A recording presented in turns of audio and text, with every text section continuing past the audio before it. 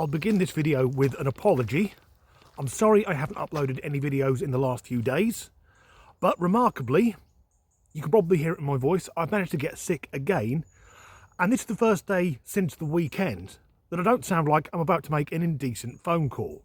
But another week has rolled around, so ladies and gentlemen, boys and girls, welcome to People Being Awful Part 60.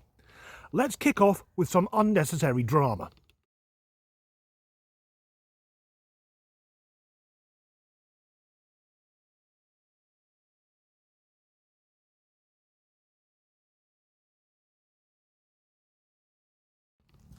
Okay, so that woman is having an absolute meltdown because her daughter won't play pretend with her. Because we don't know what pronouns she wants to use, I'm going to guess they, them, or something just as narcissistic. But it strikes me that the child is grounded in reality. It's the child that's doing the parenting, whilst the mother is having a meltdown like a toddler. Next up, some more unnecessary drama. I really do love Taylor Swift. Like, at the end of the day, she's just so fucking awesome. Yes. Well, I'm happy for her. And this clip is included because it baffles me the devotion that Swifties have to Taylor Swift. Because I admire the woman as an artist and a songwriter. But to me, she's the musical equivalent of beige. She's as dull as plain chicken and rice. She reminds me of wood chip wallpaper. Not a bad thing, but just what's all the excitement about? But of course that lady, she wasn't being awful, just over the top. Speaking of which,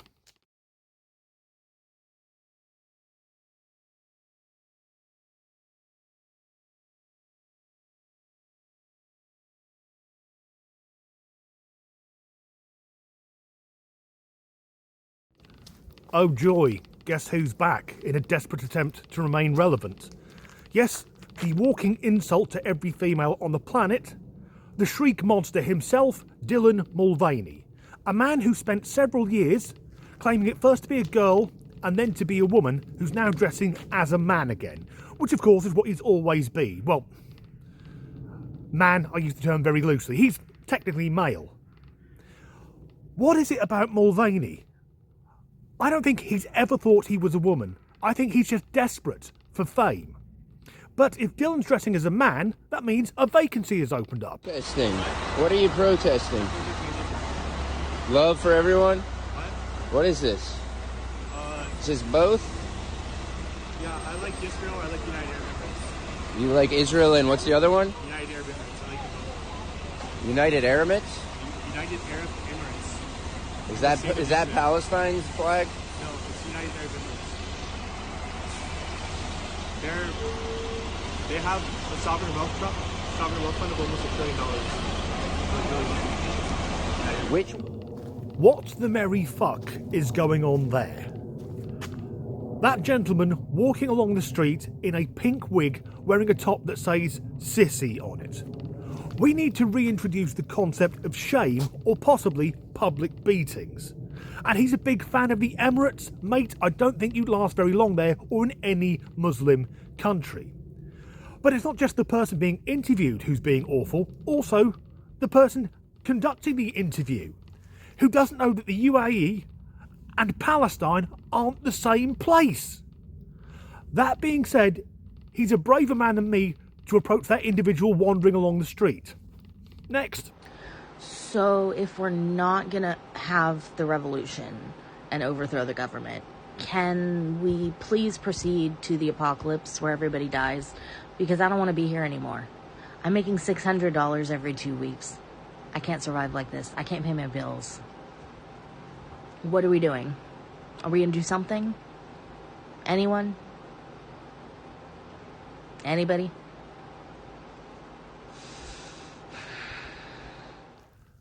Shit haircut, big frame glasses, septum piercing, says it all. It does seem somewhat drastic, calling for the end of days, for the downfall of humanity, for the apocalypse, because she hasn't got a better job. Here's an idea. Get a better job. That being said, who in their right mind would employ such a thing? Unless maybe you're running a promotion on Hungry Hungry Hippos and wanted someone working in your shop to look like one of the main characters. And the talk about, oh, the revolution, the overthrow of government, please, fuck off. I bet she waddles her way down the stairs, and that'll be her exercise for the entire day. Come the end of days, those are going to be our opponents. That being said, it'll be quite easy to defeat them. Just throw a chocolate bar towards a group of them and watch them fight each other to death. Fat phobia is one of the least examined weapons of white supremacy, patriarchy, and capitalism. And now the new Secretary of War says he's tired of seeing fat troops and fat generals. That's fascism. The obsession with control, thinness, sameness, surveillance. It's fat phobia braided with racism. So fat phobia is white supremacy. Of course it fucking is. For the people that want to label everything as white supremacy, I think they do it because it's easier than taking personal responsibility. It's not that she can't balance her diet and exercise. It's, oh no, it's white supremacy. It's not my fault. And talking about overweight soldiers and generals, generally speaking, no pun intended, I want to see British soldiers fit and healthy.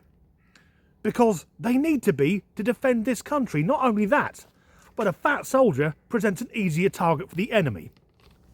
I've got one clip left. This one is proper nightmare fuel. I am a 58-year-old adult human female. I am formally making my proclamation, exclamation, right now to you. I will no longer be associating with any white males of any kind. It does not matter if liberal or conservative. It does not matter what color hair or eyes. As long as the skin is white and it is a male, I will not be associating with it anymore. The symbolism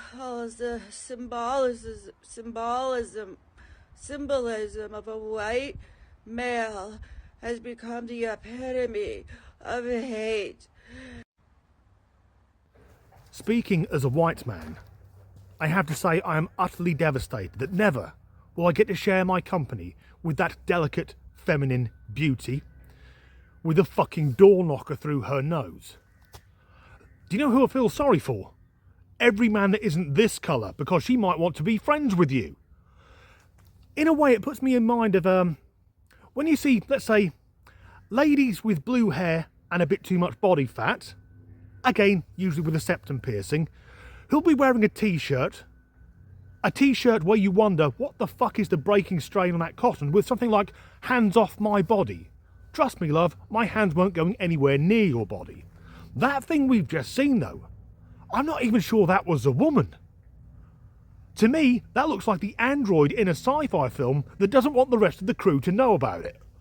To me, she looks like she needs restarting on factory settings. And it wouldn't surprise me if she's got a USB port in the back of her head. Anyway, that's the end of this video. Weren't they a delightful bunch? If you enjoyed it, please do like and subscribe if you haven't already. If you could leave a like, a comment or share the video, that really helps the algorithm. If you would like to support me in making these videos, and thank you to everyone who's done so far. There are links in the description to buy me a coffee and to my Patreon. My throat's about to give up. As ever, thanks for watching. To begin this video with the fucking hell already. Okay, she wasn't being awful, just a bit over the top. And I don't get bollocks. I need that at the end of the clip. A man who, for the last few years, has been a walking insult to every female on the planet. And I remember a video he posted ages ago, dressed as a woman in a woman's swimsuit, on holiday, and he was trying to feed bread to a fish and was shocked it wouldn't eat it. Fish generally don't have a wheat-based diet. Phobia is now white supremacy. Of course it fucking is. Why is it that when people... Oh no, fat soldiers and fat generals. Why on earth would any military want morbidly obese members of its own staff? The job of a soldier, as far as I see it, first and foremost, is to be a soldier. Everything else comes afterwards. My fucking throat's gone again. So it's not about politics, hair colour, eye colour, income. It's just the colour of the man's skin. That's pure fucking racism. In fact, in every video clip I've seen, whether it's some woke leftist woman saying she won't associate with white men, I've always thought, well, thank fuck for that.